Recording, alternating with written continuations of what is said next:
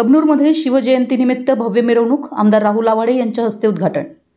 कबनूर येथील शिवजयंती उत्सव समितीच्या वतीनं भव्य आणि आकर्षक अशा मिरवणुकीचं आयोजन करण्यात आलं होतं। छत्रपती शिवाजी महाराज यांच्या प्रतिमेची रथातून मिरवणूक काढण्यात आली होती।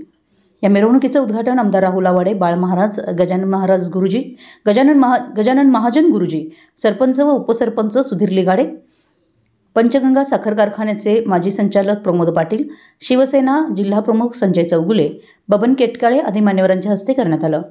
मिरवणुकीस दीपक केटकाळे यांच्या घरापासून सुरुवात झाली। पंचगंगा साखर कारखाना रस्त्याजवळून मार्गक्रमण करत देशभक्त रत्नपना कुंभार चौकात पोहोचल्यावर फटाक्यांची आतषबाजी करण्यात आली। शेवटी श्री कल्लेश्वर मंदिर येथे मिरवणुकीची सांगता झाली।